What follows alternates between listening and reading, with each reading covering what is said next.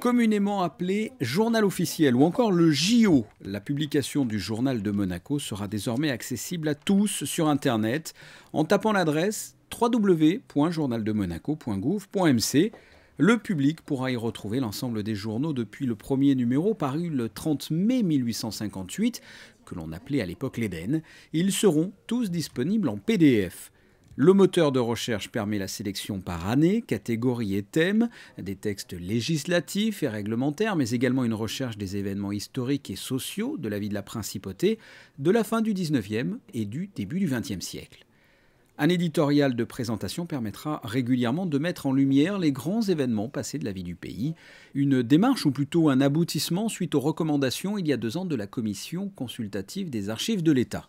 C'est aujourd'hui l'aboutissement, la concrétisation d'un projet très important qui tenait à cœur la Commission, de voir le patrimoine de la Principauté à travers son journal officiel, accessible à tout le monde depuis l'origine. La Commission a pour rôle d'accompagner, de conseiller, de recommander les bonnes pratiques et d'accompagner donc le gouvernement dans les solutions de la modernisation, de la politique de modernisation d'archivage qui a été initiée depuis quelques années.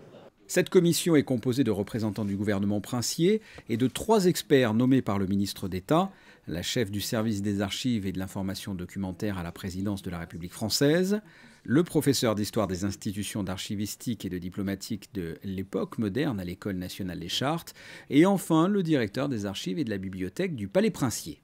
Alors, les archives de Monaco en ligne sont évidemment un moment important, puisque c'est un moment de diffusion, d'accès à un plus large public. Moi, je suis professeur à l'École des chartes, donc une école qui forme des conservateurs d'archives en France. Et depuis que je suis entré dans cette commission des archives de l'État, je constate effectivement l'extrême dynamisme de l'administration et même des citoyens pour s'emparer de cette question des archives. Un État moderne se doit de conserver ces archives et peut-être plus que de les conserver, de les gérer.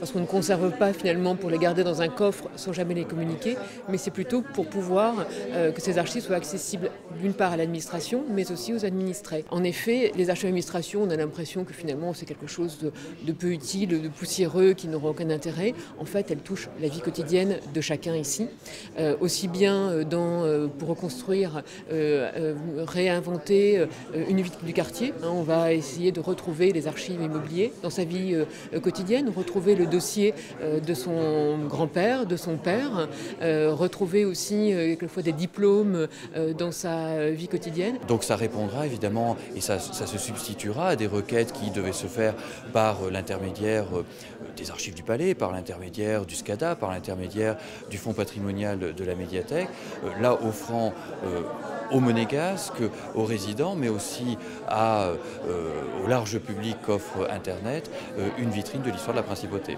La Principauté de Monaco est donc l'un des rares États à proposer en ligne l'intégralité de la collection de son journal officiel.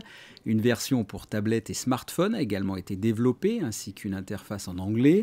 De plus, l'abonnement électronique au sommaire du Journal de Monaco est directement accessible depuis ce nouveau site, tout comme la demande d'abonnement à l'édition papier.